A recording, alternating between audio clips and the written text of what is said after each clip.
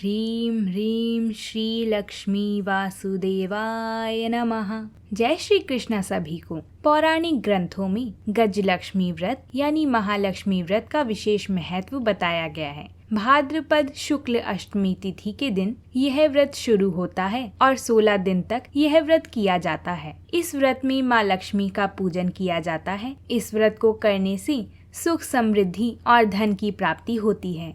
इस दिन महालक्ष्मी का व्रत रखकर शाम के समय देवी लक्ष्मी की पूजा की जाती है। साथ ही व्रत कथा का श्रवण या पाठन किया जाता है। इस व्रत में हाथी की पूजा और लक्ष्मी जी के गजलक्ष्मी स्वरूप की पूजा की जाती है। महालक्ष्मी व्रत धन की देवी लक्ष्मी जी को समर्पित है। इस दिन सुबह स्नान करके साफ कपड़े पहनकर दिन भर व्रत रखा जाता है तथा लक्ष्मी जी की और भगवान विष्णु की विधि विधान से पूजा की जाती है। आइए आज हम महालक्ष्मी व्रत की कथाओं को सुनते हैं। इन कथाओं को व्रत में अथवा व्रत के बिना भी सुनने का बहुत महत्व बताया गया है। आइए अब हम माता लक्ष्मी का ध्यान करते हुए इन कथाओं को शुरू करते हैं। मान्यता है कि आज के दिन इन कथाओं का श्रवण करना बहुत ही शुभ होता है। साथ ही माता लक्ष्मी की अनुकंपा से सभी के घर धन धान्य से भरे रहते हैं। इस कथा को श्रद्धा पूर्वक सुनिएगा। मेरा आपसे निवेदन है कि इस कथा को बीच में छोड़कर इस कथा का अपमान ना करें। बोलिए माता महालक्ष्मी की जय। प्राचीन समय में एक बार एक गांव में गरीब ब्राह्मण रहता था। वह नियमित रूप से श्री विष्णु जी का पूजन किया करता था। उसकी पूजा भक्ति से प्रसन्न होकर उसे भगवान श्री विष्णु ने दर्शन दिए और ब्राह्मण से अपनी मनोकामना मांगने के लिए कहा। ब्राह्मण ने लक्ष्मी जी का निवास अपने घर में होने की इच्छा जाहिर की। यह सुनकर श्री विष्णु जी ने लक्ष्मी जी की प्राप्ति का मार्ग ब्राह्मण को बता दिया, जिसमें श्री हरि ने बताया कि मंदिर के सामने एक स्त्री आती है जो यहाँ आकर उपले धापती है। तुम उसे अपने घर में आने का आमंत्रण देना और वह स्त्री ही देवी लक्ष्मी है। देवी लक्ष्मी जी के तुम्हारे घर आने के बाद तुम्हारा घर धन और धान्य से भर जाएगा। यह कहकर विष्णु जी चले गए। अगले दिन वह सुबह 4 बजे ही मंदिर के सामने बैठ गया। लक्ष्मी जी उपले थापने के लिए आई तो ब्राह्मण ने उनसे अपने घर आने का निवेदन किया। ब्राह्मण की बात सुनकर लक्ष्मी जी समझ गईं कि यह सब विष्णु जी के कहने से ही हुआ है। लक्ष्मी जी ने ब्राह्मण से कहा कि तुम महालक्ष्मी व्रत करो। 16 दिन तक व्रत करने और 16वें दिन रात्रि को चंद्रमा को अर्घ्य देने से तुम्हारी मनोरथ पूरी होगी। ब्राह्मण ने देवी के कहे अनुसार व्रत और पूजन किया और देवी को उत्तर दिशा की ओर मुंह करके पुकारा। लक्ष्मी जी ने अपना वचन पूरा किया। उस दिन से यह व्रत इस दिन विधि विधान से करने से व्यक्ति की मनोकामना पूरी होती है। महालक्ष्मी व्रत के प्रत्येक दिन सूर्योदय को अर्घ्य देने की विधि है। अब हम महालक्ष्मी व्रत की दूसरी कथा को सुनेंगे। एक समय महर्षि वेदव्यास जी हस्तिनापुर पधारे। उनके आगमन के बारे में सुनकर महाराज धृतराष्ट्र ने उनको आदर सहित राजमहल में ले आए। स्वर्ण सिंहासन पर विराजमान कर उनका पूजन किया। इतना सुन श्री वेदव्यास जी कहने लगे, हम एक ऐसे व्रत का पूजन और वर्णन करते हैं जिससे सदा लक्ष्मी जी का निवास होकर सुख समृद्धि की वृद्धि होती है। यह श्री महालक्ष्मी जी का व्रत है। इसे गजलक्ष्मी व्रत भी कहा जाता है। तब महारानी कहती हैं, इस व्रत की विधि हमें विस्तार पूर्वक बताने की कृपा करें महामुनि।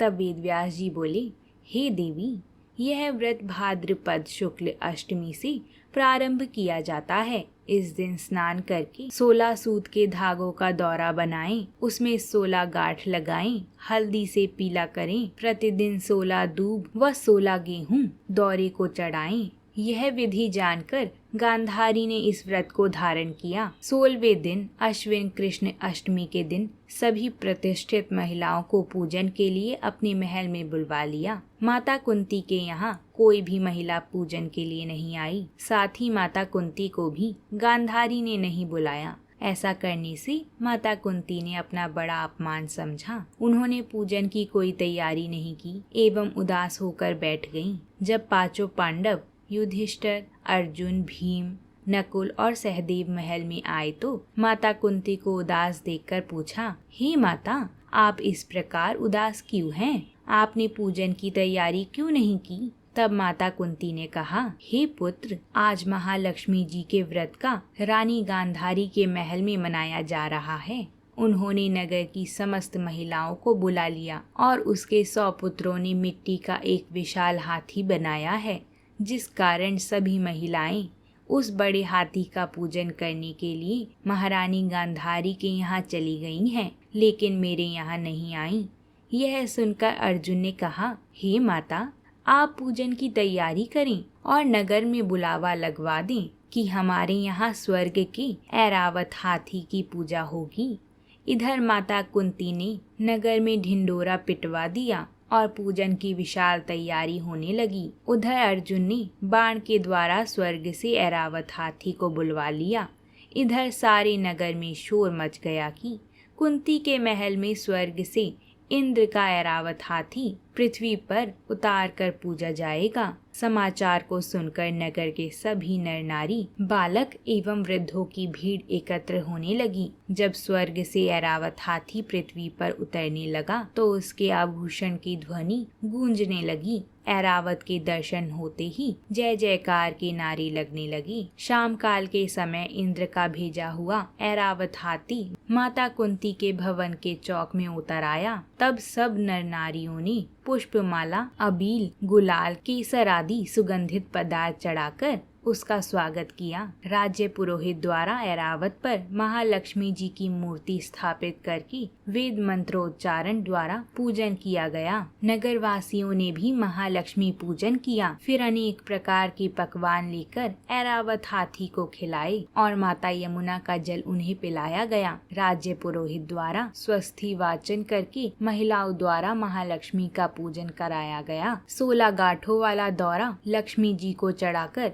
अपने हाथों में बांध लिया गया। ब्राह्मणों को भोजन कराया गया। दक्षिणा के रूप में स्वर्ण आभूषण, वस्त्र आदि दिया गया। तत्पश्चात महिलाओं ने मिलकर मधुर संगीत लहरियों के साथ भजन कीर्तन का संपूर्ण रात्रि महालक्ष्मी व्रत का जागरण किया। दूसरे दिन प्रातः राज्य पुरोहित द्वारा वेद मंत्रोच्चारण के साथ जलाशय में महालक्ष्मी की मूर्ति का विसर्जन किया गया। फिर ऐरावत हाथी को विदा कर इंद्रलोक को भेजा गया। इस प्रकार जो स्त्री माता महालक्ष्मी का विधि पूर्वक व्रत एवं पूजा करती है, उनके घर धन धान्य से पूर्ण रहते हैं तथा उनके घर में महालक्ष्मी जी सदा निवास करती हैं। बोलिए माता महालक्ष्मी जी की जय। तीसरी कथा के अनुसार एक गांव में एक साहूकार रहता था। साहूकार के एक बेटी थी। वह प्रतिदिन पीपल सींचने जाती थी।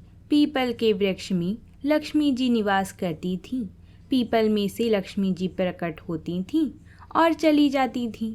एक दिन लक्ष्मी जी ने साहूकार की बेटी से कहा, तू मेरी सहेली बन जा। तब लड़की ने कहा कि मैं अपने पिता से पूछकर कल बताऊंगी। साहूकार की बेटी ने घर जाकर अपने पिता को सारी बात बता दी। तब उसके पिताजी बोले, वह तो लक्ष्मी जी हैं, तू तो लक्ष्मी जी की बात मान ले, अपने को और क्या चाहिए, तू लक्ष्मी जी की सहेली बन जा। दूसरे दिन वह लड़की फिर गई। तब लक्ष्मी जी पीपल के पेड़ से निकल कर आई और कहा, सहेली बन जा। तो लड़की ने कहा, बन जाऊंगी, और दोनों पक्की सहेलियां बन गईं। लक्ष्मी जी ने सहेली से कहा, सखी तू कल मेरे घर भोजन पर आना, भोजन का न्योता दिया है। घर आकर लड़की ने माता पिता को कहा कि मेरी सहेली लक्ष्मी जी ने मुझे खाने का न्योता दिया है। तब लड़की के पिता ने कहा कि सहेली के जिमाने जइयों पर घर को संभाल कर जाना। तब वह लक्ष्मी जी के यहाँ जीमने गई तो लक्ष्मी जी ने उसे शॉल ओढ़ने के लिए दिया, रुपए दिए, सोने की चौकी दी, सोने की थाली में 36 प्रकार का भोजन जिमा दिए। जीम कर जब वह जाने लगी तो लक्ष्मी जी ने पल्ला पकड़ लिया और कहा, हे सखी मैं भी तेरे घर जीमने आऊंगी। तो उसने कहा, सखी जरूर आना। वह घर जाकर चुपचाप बैठ गई। तब पिता ने पूछा कि बेटी, सहेली के यहाँ जीम कर आ गई और तू उदास क्यों बैठी है? तो उसने कहा, पिताजी, मेरे को लक्ष्मी जी ने इतना दिया, अनेक प्रकार के भोजन कराए, परंतु मैं कैसे जिमाऊंगी? उनकी ऐसी आओ भगत कैसे करूंगी? अपने घर में तो कुछ भी नहीं है। तब उसके पिताजी ने कहा कि गाय के गोबर से, पीली मिट्टी से चौका लगाकर घर की सफाई कर लेना। 4 मुख वाला दिया जलाकर लक्ष्मी जी का नाम लेकर रसोई में बैठ जाना। लड़की पिताजी के कहे अनुसार सफाई करके लड्डू लेकर बैठ गई। उसी समय उस नगर की रानी नहा रही थी। उसका 9 लाख का हार चील उठा कर ले गई और लड़की के घर वह 9 लाख का हार डाल गई और उसके लड्डू ले गई। बाद में वह हार को लेकर बाजार में गई और सामान लाने लगी तो सुनार ने पूछा कि क्या चाहिए? तब उसने कहा कि सोने की चौकी, सोने का थाल, लाल चुनरी दे दो, मोहरे दे दो और सामग्री दो। 36 प्रकार का भोजन हो जाए, इतना सामान दे दो। सारी चीजें लेकर बहुत तैयारी करी और रसोई बनाई। फिर लक्ष्मी जी को बुलाया। आगे आगे गणेश जी और पीछे पीछे लक्ष्मी जी आईं। उसने फिर चौकी पर आसन बिछाया और कहा, सहेली, चौकी पर बैठ जा। जब लक्ष्मी जी ने कहा, सहेली, चौकी पर तो राजा महाराजा के भी नहीं बैठी, किसी के भी नहीं बैठी, तो उसने कहा कि मेरे यहाँ तो सखी बैठना पड़ेगा। तो वह फिर लक्ष्मी जी चौकी पर बैठ गईं। तब उसने बहुत खातिर की, जैसे लक्ष्मी जी ने करी थी वैसे ही उसने करी। लक्ष्मी जी उस पर खुश हो गईं। घर में खूब अन्न धन के भंडार भर गए और लक्ष्मी जी ने आशीर्वाद दिया कि जो कोई भी लक्ष्मी जी की बैठी हुई तस्वीर की पूजा करेगा, उसके घर में माँ लक्ष्मी सदैव निवास करेंगी। हे माता लक्ष्मी, जैसे तुमने साहूकार की बेटी को दिया वैसे सबको देना। कहते सुनते हुंकार भरते अपने सारे परिवार को दिया। पीहर में देना, ससुराल में देना, बेटे पोते को देना। हे लक्ष्मी माता, सबका कष्ट दूर करना, दरिद्रता दूर करना, सबकी मनोकामना पूर्ण करना। सभी जयकारा लगाते हुए बोलेंगे, माता लक्ष्मी की जय। अब हम महालक्ष्मी व्रत की चौथी और आखिरी कथा को सुनेंगे। तो आइए इस व्रत कथा को सुनकर हम अपना व्रत पूर्ण करते हैं। बोलिए माता महालक्ष्मी जी की जय। एक समय एक नगर में एक पति पत्नी रहा करते थे। शीला और उसका पति ईमानदारी से जीते थे। वे किसी की भी बुराई नहीं करते थे और प्रभु के भजन में अच्छी तरह से समय व्यतीत कर रहे थे। शहर के लोग उनकी गृहस्थी की सराहना करते थे। शीला की गृहस्थी इसी तरह खुशी खुशी चल रही थी, पर शीला के पति के अगले जन्म के कर्म भोगने के लिए बाकी रह गए थे। ऐसे में वह बुरे लोगों से दोस्ती कर बैठा। वह जल्द से जल्द करोड़पति होने के ख्वाब देखने लगा, इसलिए वह गलत रास्ते पर चल गया। रास्ते पर भटकते भिखारी जैसी उसकी हालत हो गई थी। शहर में शराब, जुआ, चरस, गांजा वगैरह आदि गंदी आदतें फैली हुई थी। उसमें ही शीला का पति भी फंस गया। दोस्तों के साथ उसे भी शराब की आदत हो गई। जल्द से जल्द पैसे वाला बनने की लालच में दोस्तों के साथ जुआ भी खेलने लगा। इस तरह बचाई हुई धनराशि, पत्नी के गहने, सब कुछ जुए में गवा दिया। इसी तरह एक वक्त ऐसा भी था जब वह सुशील पत्नी के साथ मजे से रहता था और प्रभु भजन में सुख शांति से वक्त व्यतीत करता था। उसके बजाय घर में दरिद्रता और भुखमरी फैल गई। सुख से खाने की बजाय 2 वक्त भोजन के लाले पड़ गए थे और शीला को पति की गालियां खाने का वक्त आया था। शीला सुशील और संस्कारी स्त्री थी। उसको पति के बर्ताव से बहुत दुख हुआ, किंतु वह भगवान पर भरोसा करके बड़ा दिल रखकर दुख सहने लगी। कहा जाता है कि सुख के पीछे दुख और दुख के पीछे सुख आता ही है, इसलिए दुख के बाद सुख आएगा ही। ऐसा श्रद्धा के साथ शीला प्रभु की भक्ति में लीन रहने लगी। इस तरह शीला ने बहुत दुख सहते सहते प्रभु की भक्ति में वक्त बिताया। अचानक एक दिन दोपहर को उनके द्वार पर किसी ने दस्तक दी। शीला सोच में पड़ गई कि मुझ जैसी गरीब के घर पर इस वक्त कौन आया होगा। फिर भी द्वार पर आए हुए अतिथि का आदर करना ही चाहिए। ऐसा सोचकर शीला ने खड़े होकर द्वार खोला। देखा तो सामने एक माजी खड़ी थीं। वह बड़ी उम्र की लगती थीं, किंतु उनके चेहरे पर अलौकिक तेज निखर रहा था। उनका भव्य चेहरा करुणा और प्यार से झलकता था। उनको देखते ही शीला के मन में अपार शांति छा गई। वैसे शीला इस माजी को पहचानती ना थी, फिर भी उनको देखकर शीला के रोम रोम में आनंद छा गया। शीला माजी को आदर के साथ घर में लाई। घर में बिठाने के लिए कुछ भी नहीं था। अंततः शीला ने सकुचाते हुए फटी हुई चादर पर उनको बिठाया। माजी ने कहा, क्यों शीला, मुझे पहचाना नहीं? शीला ने सकुचाकर कहा, माँ, आपको देखते ही बहुत खुशी हो रही है, बहुत शांति हो रही है। ऐसा लगता है कि मैं बहुत खुश हो रही हूँ और ऐसा अनुभव हो रहा है कि मैं बहुत दिनों से जिसे ढूंढ रही थी वह आप ही हैं, पर मैं आपको पहचान नहीं सकती। माँ जी ने कहा कि क्यों, मुझे भूल गई? हर शुक्रवार को लक्ष्मी जी के मंदिर में भजन कीर्तन होते हैं, तब मैं भी वहाँ आती हूँ।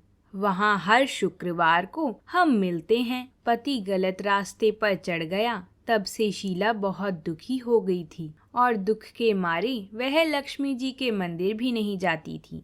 बाहर के लोगों के साथ नजर मिलाते भी उसे शर्म लगती थी। उसने याददाश्त पर जोर दिया, पर यह माजी याद नहीं आ रही थी।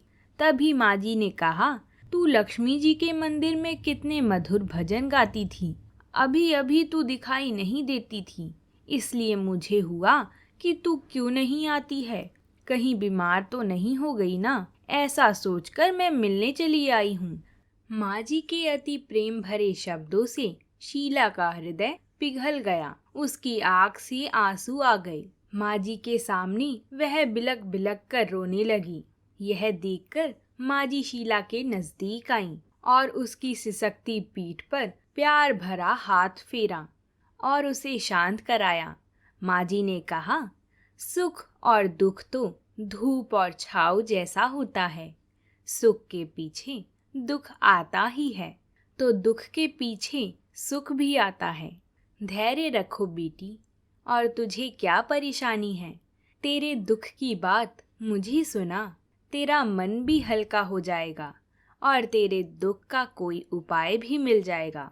माँ जी की बात सुनकर शीला के मन को शांति मिली। उसने माँ जी को कहा, माँ, मेरी गृहस्थी में भरपूर सुख और खुशियाँ थीं। मेरे पति भी सुशील थे। भगवान की कृपा से पैसे की बात में भी हमें संतोष था। हम शांति से गृहस्थी चलाते और ईश्वर की भक्ति में अपना वक्त व्यतीत करते थे। परंतु यकायक हमारा भाग्य हमसे रूठ गया। मेरे पति को बुरी दोस्ती की वजह से शराब, जुआ और ना जाने कितनी खराब आदतों के शिकार हो गए और उन्होंने सब कुछ गवा दिया और हम रास्ते पर भिखारी जैसे बन गए।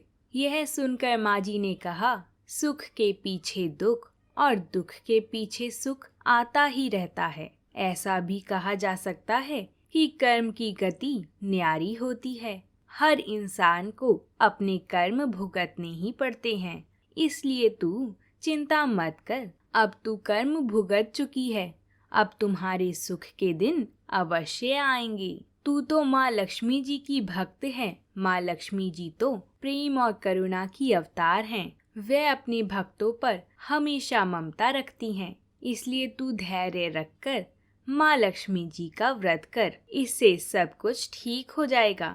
माँ लक्ष्मी जी का व्रत करने की बात सुनकर शीला के चेहरे पर चमक आ गई। उसने पूछा, माँ, लक्ष्मी जी का व्रत कैसे किया जाता है?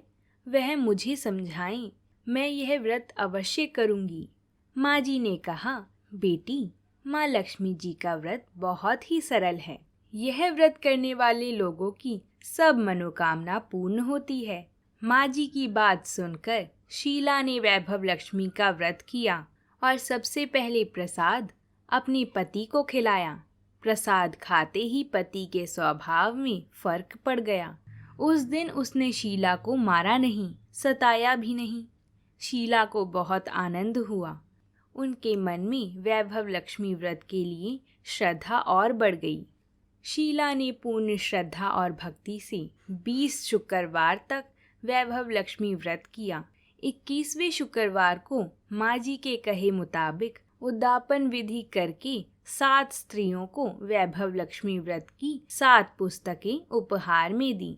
फिर माता जी के धन लक्ष्मी स्वरूप की छवि को वंदन करके भाव से मन ही मन में प्रार्थना करी, हे माता धन लक्ष्मी, मैंने आपका वैभव लक्ष्मी व्रत करने की मन्नत मानी थी, वह व्रत आज पूर्ण किया है। हे माँ, मेरी हर विपत्ति दूर करो, हमारा सबका कल्याण करो। जिसे संतान ना हो उसे संतान देना, सौभाग्यवती स्त्रियों का सौभाग्य अखंड रखना, कुंवारी लड़कियों को मनचाहा पति देना। जो भी आपका यह व्रत करे उनकी सब विपत्ति दूर करना, सबको सुखी करना। हे माँ, आपकी महिमा अपार है। ऐसा बोलकर लक्ष्मी जी के धन लक्ष्मी स्वरूप की छवि को प्रणाम किया। इस तरह शास्त्रीय विधि पूर्वक शीला ने श्रद्धा से व्रत किया और तुरंत ही उसे फल मिला। जो उसका पति गलत रास्ते पर चला गया था, वह अच्छा आदमी हो गया और कड़ी मेहनत करके व्यवसाय करने लगा। माता लक्ष्मी की कृपा से शीला के घर में धन की बाढ़ आ गई। माता लक्ष्मी के व्रत का प्रभाव देखकर मोहल्ले की दूसरी स्त्रियां भी विधि पूर्वक माता लक्ष्मी का व्रत करने लगी। हे माता लक्ष्मी, जैसे आपने शीला के पति को गलत रास्ते से हटाकर अच्छे रास्ते पर लगाया और उसके घर को धन धान्य से भर दिया, ऐसे ही इस कथा को सुनने वाले, कहने वाले और हुंकार भरने वाली सभी पर अपनी कृपा बनाए रखना। बोलिए माता लक्ष्मी की जय, भगवान श्री हरि विष्णु की जय। अगर आपको ये कथाएं अच्छी लगी हों तो कमेंट बॉक्स में जय माता लक्ष्मी जरूर लिखिएगा। साथ ही वीडियो को अपने परिवारजनों के साथ ज्यादा से ज्यादा शेयर करिएगा और वीडियो को लाइक और चैनल को सब्सक्राइब जरूर करके जाइएगा, ताकि आने वाली व्रत कथाएं आपको समय अनुसार मिलती रहें। जय लक्ष्मी नारायण।